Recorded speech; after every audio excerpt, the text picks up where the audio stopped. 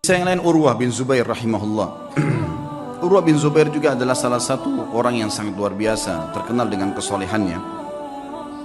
Urwah bin Zubair ini anaknya Zubair bin Awam. Zubair bin Awam adalah salah satu 10 orang yang dijamin masuk surga. Anaknya Urwah. Urwah bin Zubair ini pernah duduk bersama dengan teman-temannya. Ada Abdullah bin Zubair, saudaranya sendiri, yang terkenal. Abdullah bin Zubair salah satu perawi hadis, ya, yang terkenal nanti sempat jadi khalifah beberapa saat. Kemudian ada Abdul Malik bin Marwan. Dan ada lagi satu adiknya Abdul Malik bin Marwan.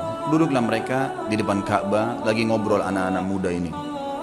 Kemudian mereka sambil berkata, cobalah kita saling memohon kepada Allah, berharap sesuatu yang paling diharapkan di depan Ka'bah. Siapa tahu Allah kabulkan.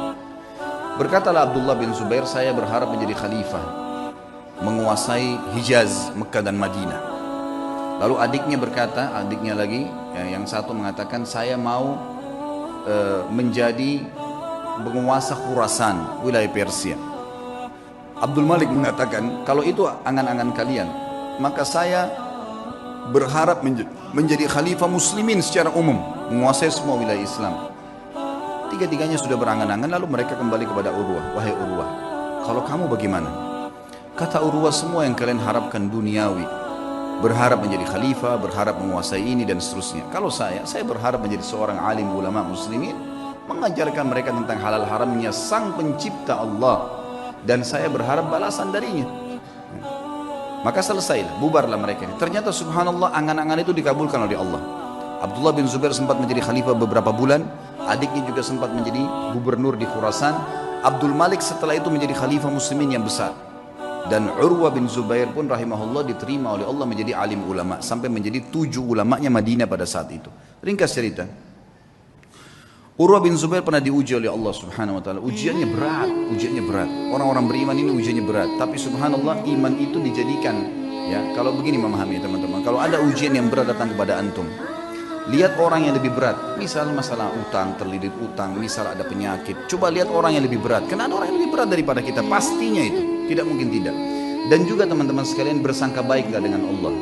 Kata Nabi SAW dalam sebuah hadis Bukhari, hadis Qudsi, kata Allah SWT, ana inda dhanni abdi bi, sesuai dengan perasangkaan hambaku. Maka kita harus tahu teman-teman sekalian, kalau Allah sedang mencoba kita, berarti dengan cobaan tersebut Allah sedang mencintai kita. Karena kalau tidak sedang dicoba, kita akan jauh dari ibadah. Orang kalau datang cobaan itu, sebenarnya dia makin dekat dengan Allah, dan umurnya makin pendek untuk menuju ke akhirat. Artinya makin pendek, tidak ada peluang untuk berbuat dosa lagi. Pendek dari sisi kemaksiatan, gitu kan? Dia tidak bisa berbuat dosa lagi karena tidak ada waktu. Antum kalau lagi sakit keras terus diajak ke diskotik, diajak pergi apa, diajak buat apa, nggak ada waktu. Orang yang buat dosa itu biasanya kalau banyak waktu lihai-lihainya, lagi kosong, lagi nggak ada cobaan, lagi enak, mobil mewah, uang banyak, itu maksiat nanti. Allah dengan maha cintanya kepada hambanya, dengan kemahamurahannya mendatangkan cobaan supaya dia tetap begitu, biarin dia begitu, karena dia Allah tahu dengan begitu makin pendek umur untuk bermaksiat, tidak ada waktu bermaksiat, dan dia makin dekat dengan akhirat, dan itu pahalanya sudah cukup untuk memberikan derajatnya di surga sampai pada target. Seperti itulah. Maka nikmatin tuh cobaan, jangan terlalu banyak mengeluh. Coba nikmatin, nanti akan kita sebutkan kisahnya. Urwah rahimahullah, beliau pernah mendatangi seorang khalifah, adiknya lagi Hisham, namanya Al-Walid ibn Abdul Malik. Al-Walid ibn Abdul Malik ini teman dekatnya dia. Jadi khalifah setelah kakaknya meninggal. Kemudian diundanglah Urwah bin Zubair ini rahimahullah dari Madinah datang ke Irak, di Damaskus waktu itu. Dia bawa anak laki-lakinya teman-teman sekalian. Anak laki-lakinya ini anak laki-laki yang sudah hafal Quran, umurnya sekitar 20 tahun, dibawa sama Urwah, dan ini mau dicetak jadi kadernya dia. Dan waktu itu kebetulan tidak ada anak laki-lakinya kecuali ini, satu orang. Dia punya 4 orang anak, 3-nya perempuan. Dia banggakan anaknya, dibawalah sama dia. Ringkas cerita, begitu memasuk istanahnya Al-Walid rahimahumullah, kemudian anaknya berkata, ayah, saya ingin melihat kuda-kuda kerajaan, bisa nggak? Oh ya silahkan, kata ayahnya, saya akan bertemu dengan Amir Mu'minin, ngobrol, kamu silahkan lihat. Dia lihatlah, lagi ngobrol nih Urwah bin Zubair sama Khalifah Al-Walid, lagi asyik ngobrol, tiba-tiba datang berita, seorang pengawal masuk ketakutan, tiba-tiba memotong pembicaraan khalifah. Dan ini adabnya pada saat itu, ada peraturan di kerajaan tidak boleh memotong pembicaraan khalifah kecuali penting sekali. Datang ketakutan dan akhirnya dia mengatakan, saya harus memotong pembicaraan Anda. Kata mereka, kata Al-Walid, kenapa kamu ini? Ada apa memotong pembicaraan saya? Sahabat saya baru datang terus tiba-tiba dipotong. Ada penting? Ada penyerangan musuh? Dia bilang, enggak Amir Mu'minin, ada penting tapi bukan penyerangan musuh. Anaknya Tuan Urwah mati. Tadi di kandang kuda, waktu dia lagi nonton kuda Anda, kuda kerajaan, saking asyiknya sampai kami sudah menahan tapi dia tetap mau mendekat. Ada satu ekor kuda mengangkat kakinya, menendang dadahnya, mati. Sekarang tergeletak mati. Kami bingung mau ngapain nih. Anaknya tadi satu-satunya laki-laki umur 20 tahun mati. Al-Walid kaget. Ini yang tendang kudanya dia. Mati di kerajaan dia. Tetap dia shock gitu kan. Tidak enak. Tapi subhanallah dia balik ke arah Urwah. Urwah senyum. Urwah senyum. Lalu Urwah mengatakan, Inna lillahi wa inna ilahi raji'un. Berikan jenazahnya biar saya yang urus. Dengan sangat tenang dia turun dari duduk tadi bersama khalifah. Dia lihat jenazah anaknya, ditutup matanya, diuruslah jenazahnya sama dia, dimandikan. Kata perawi kisah ini, tidak ada setetes pun air mata yang jatuh dari matanya Urwah. Dia urus jenazahnya selesai. Kemudian dia bilang sama Walid, saya mau turunkan anak saya di kuburan sendiri. Baiklah, turun. Begitu turun subhanallah di kuburan. Dalam kisah ini dikatakan ada satu penyakit teman-teman. Penyakit ini saya tidak tahu dalam bahasa Indonesia, tapi dalam bahasa Arab disebutkan gargarina namanya. Gargarina ini penyakit harus amputasi, nggak bisa enggak. Kalau kena itu biasa ada di jenis-jenis tanah tertentu. Jadi orang turun tidak pakai sendal. Di zaman dulu itu bisa kena dan itu tidak ada obatnya zaman dulu. Harus dipotong. Dia membusuk tiba-tiba kakinya. Urwah rahimahullah begitu turun, taruh jenazah anaknya, begitu sudah keluar, pas keluar kakinya kena gargarina itu. Kena penyakit, tiba-tiba membusuk ya. Kalau kita mungkin bonyok gitu ya, sudah mulai menghitam tiba-tiba dalam sekejap. Lalu waktu Urwah mau jalan nggak bisa. Dicek, ada tabib, ada Walid datang situ, khalifah juga lihat, ini kenapa nih? Panggil tabib, kata ini kena gargarina. Apa solusinya? Harus dipotong. Dalam waktu yang sama nih, anaknya baru mati ditendang kuda, dikubur pada saat itu, dia pun kena penyakit ini, harus potong kakinya. Amir Mu'minin Walid bilang, coba tanya jalan keluar ada obat? Nggak ada, ini nggak ada lain. Baiklah. Kata Urwah, waktu ditanya, bagaimana Urwah? Senyum. Inna lillahi wa inna ilaihi raji'un. Udahlah, potong aja. Potong kaki ini, bukan potong daging biasa. Ya, potong aja. Baiklah.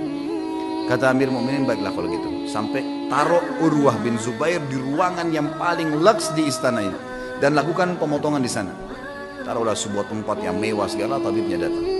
Tabibnya bilang, wahai Tuan Urwah, kita ini akan memotong daging Anda dan tulang Anda. Tradisi kami adalah harus pasien mabuk, minum khamr, tidak sadar, baru kami potong. Kalau enggak bisa. Kata Urwah, demi Allah saya tidak pernah nyentuhkan setetes pun di tenggorokan saya yang haram. Masa sekarang saya mau, begitu cobaan datang saya mau pakai minum ini? Enggak bisa. Lalu apa solusinya? Pokoknya jangan pakai ini. Musyawarah sama Walid, ya Amir Mu'minin, bagaimana nih? Tamu Anda nggak mau minum khamr, kita nggak ada solusi lain. Pikirin, cari jalan keluar. Tapi yang penting aman. Gak lama kemudian datang tabibnya, bawa 10 orang laki-laki, semuanya bodyguard, kekar semua badannya. Kata Urwah, untuk apa nih? Untuk pegang Anda nih. Nggak ada solusi lain, harus pegang, nggak boleh bergerak. Ini daging sama tulang saya akan potong. Gerak sedikit ini sudah salah. Kata dia, saya tidak perlu sama mereka.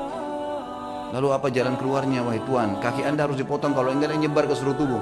Saya akan bertasbih dan bertahlil, berzikir kepada Allah. Kalau kau lihat wajah saya sudah merah, potong kaki saya. Kata tabibnya, ya sudah. Mau apa ini? Nggak ada solusi lain. Baiklah. Suruh keluar semua. Lalu kemudian mulailah tabib ini menyuruh 2 orang ya, pendampingnya untuk menyiapkan segala yang berhubungan dengan kebutuhan untuk memotong itu. Lalu Urwah mulai tutup matanya sambil subhanallah, walhamdulillah, wala ilaha illallah, wallahu akbar. Direnungi dalam hati, diresapi. Dan betul wajahnya berubah jadi merah.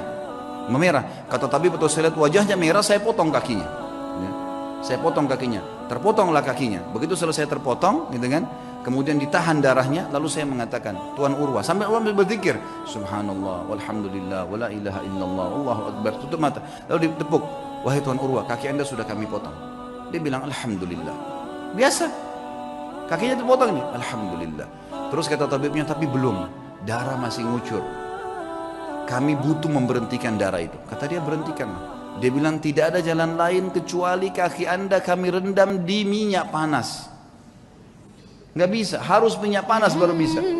Minyak panas langsung membuat itu berhenti darahnya. Dia bilang lakukan. Saya akan berzikir lalu lakukan. Dia baca subhanallah, alhamdulillah. Kalau wajah saya memerah, tutup. Tapi subhanallah manusia, begitu dia berzikir ditaruh minyak panas, dia sempat teriak sebentar lalu pingsan. Urwah rahimahullah terkenal teman-teman sekalian tidak pernah meninggalkan rubu' Al-Quran. Rubu' ini 10 juz setiap hari. Selalu bacaannya, tidak pernah tertinggal. Dalam kisahnya dikatakan dalam 3 hari khatam Quran, selalu bacaannya. Dan tidak pernah ketinggal 10 hari. Dan satu-satunya hari yang dia tidak baca 10 juz itu hari itu saja. Dikatakan dalam kisah hidupnya. Dan maka dia punya julukan kalau nggak salah khazin Al-Quran. Sahabatnya Al-Quran gitu loh. Ringkas cerita teman-teman, setelah dipotong, pinsankan tadi, direndam dengan air panas, air minyak panas, dia pingsan. Setelah dia bangun, dia bilang, mana telapak kaki saya? Didatangkan, orang semua heran, kenapa dia bilang, minta kakinya. Diambil sama dia, lalu diangkat sama tinggi, lalu dia bilang, demi Allah, selama 40 tahun, itu umurnya Urwah 40 tahun, selama 40 tahun, belum pernah sekalipun saya gunakan kau ke tempat yang haram. Dan saya bersyukur kepada Allah karena kau dikembalikan padanya dalam kondisi kau suci. Tidak pernah satu kali pun ke tempat yang haram. Dia berikan kesaksian terhadap dirinya. Dan ini boleh diucapkan kalau seorang mukmin yakin dengan apa yang dia lakukan. Baiklah. Kemudian setelah itu dia pulang ke Madinah teman-teman sekalian. Tentu sebelum pulang ke Madinah Amir Mukminin ini bingung gimana caranya meringankan bebannya Urwah nih, supaya dia bisa tenang. Subhanallah, di hari yang sama dengan hikmah Allah, ada suku Arab datang, Badui. Mereka kelihatan dari padang pasir, kondisinya sangat susah gitu. Masuk, ada satu di antara mereka matanya buta, ditopang oleh teman-temannya. Begitu masuk kata Al-Walid, apa cerita kalian nih? Dari mana kalian? Kami dari kampung ini kami butuh ini dan seterusnya. Terus ini yang buta kenapa nih? Ceritalah.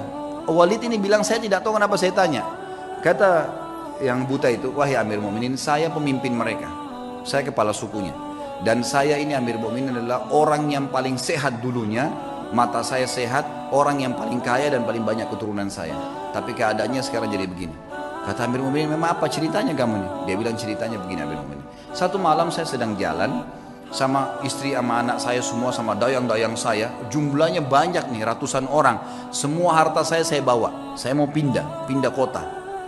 Kami turun di sebuah lembah. Tiba-tiba waktu lagi tidur malam, ada banjir nggak tahu dari mana di padang pasir tuh lembah, mengangkat semuanya, kemah-kemah, harta, unta-unta, semua anak istri saya mati semuanya, terbawa dengan air, banjir tiba-tiba, nggak tahu dari mana.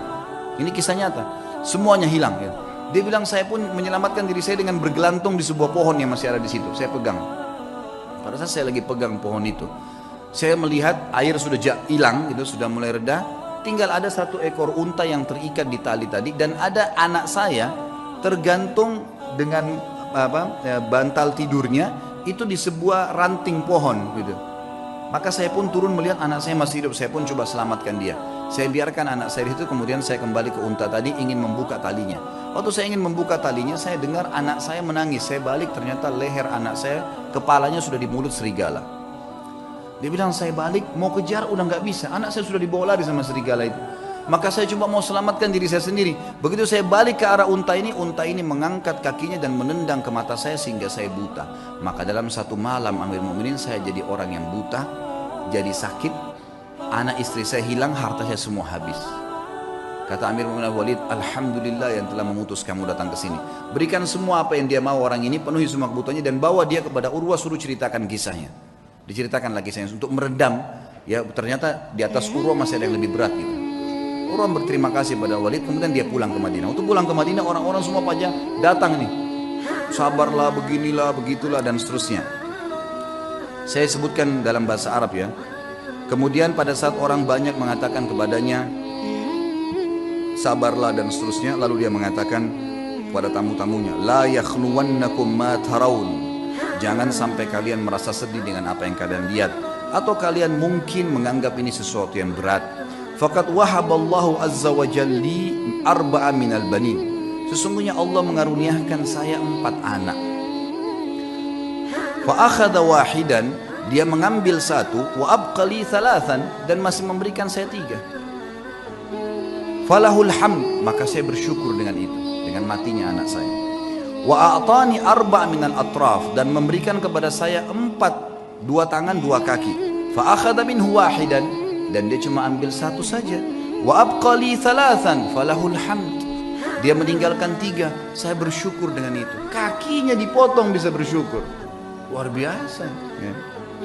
Fa wallahi, demi Allah, dia bilang, dia motivasi dirinya dan juga motivasi kepada orang yang dengar. Lau akhadallahu minni qalila, kalau seandainya Allah mengambil sedikit dari saya, faqad abqali katsira, dia telah meninggalkan buat saya hal yang banyak. Fa in ibtalani marrah, kalau dia coba saya dengan 1 kali, faqad ta'lama afani marrat, dan dia telah memaafkan saya dan menyelamatkan saya dalam banyak kejadian yang lain. Semua orang pun akhirnya berterima kasih pada Urwah, dan akhirnya mereka pergi. Dan beliau berkata kepada anak-anaknya pada saat itu untuk menjelaskan apa yang membuat dia kekar seperti itu. Ya baniya, wahai anak-anakku, yang masih hidup ada 3 orang, ada istrinya, semua keluarganya masih ada. Ta'allamul ilm, belajarlah ilmu agama yang benar. Wa'tuhu haqqah, dan lowongkan waktu untuk itu, kasih haknya. Jangan cuma anggap remeh kapan ada waktu taklim, enggak. Lowongkan waktu, harus setiap hari dengar ilmu.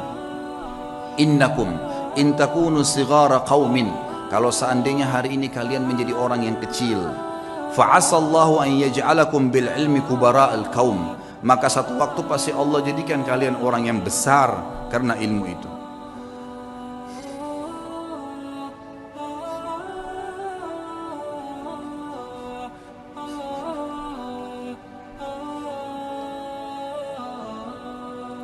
Wasau'ata hal fid dunya akbah min syai'in jahil, dan sungguh buruk sekali, apakah ada yang lebih buruk dari orang tua yang bodoh, tidak mengerti agamanya. Lalu beliau berkata juga, iyyakum antaraw sadaqata annaha sadaqatun bal i'tabaruha hadiyah, hati-hati jangan pernah kalian melihat amal yang kalian kerjakan atau sedekah yang kalian keluarkan adalah sedekah yang kalian anggap remeh, tapi jadikanlah sedekah itu sebagai hadiah tahdilillahi azza wa jal, yang kalian berikan hadiah kepada Allah subhanahu wa ta'ala. Wala yahdiyanna ahadukum lillah, dan janganlah kalian memberikan hadiah sesuatu untuk Allah. Yastahi an yahdiyahu li azizil qaum, yang dia malu untuk memberikan kepada terhormatnya kaum atau pejabatnya satu kaum. Fa inna Allah azza wa jal azzu wa akramul kurama, karena Allah itu adalah zat yang paling pantas untuk dimuliakan, dan dia adalah zat yang paling layak dan paling pantas untuk memberikan balasan yang lebih mulia. Wa haqqu an takhtar li hadiyatikum, dan yang paling pantas kalian berikan hadiah yang terbaik dari kalian. Kemudian beliau mengatakan, ya baniya, wahai anak-anakku, idza ra'aitum min rajulin fi'latal khair, kalau kalian melihat dari seseorang perbuatan baik darinya, fa'ammilu bihi khaira, maka pasti jadikan orang itu baik, sangka baiklah kepada orang itu. Wa in kana fi nadarin nasi rajulus su', walaupun dia di mata orang dianggap buruk, fa innalaha akhwatun amsalihha, karena perbuatan baiknya itu pasti punya saudara-saudara kebaikan yang lain. Wa idza ra'aitum min rajulin fi'latal syarr, kalau kalian melihat perbuatan buruk dari seseorang, laki-laki atau seseorang, fahdharuhu, hati-hatilah dari orang itu. Wa in kana fi nadarin nasi rajulun khair, walaupun di mata manusia dia adalah orang yang baik, fa innalaha akhwatun amsalihha, karena perbuatan buruk itu punya saudara-saudara yang ikut dengannya. Wa'lamu, ketahuilah, annal hasanati tadullu ala akhawatiha, bahwasanya semua kebaikan-kebaikan akan mendatangkan saudara-saudaranya. Wa annas sayyiati tadullu ala akhawatiha, dan seluruh dosa-dosa juga memiliki saudara-saudaranya.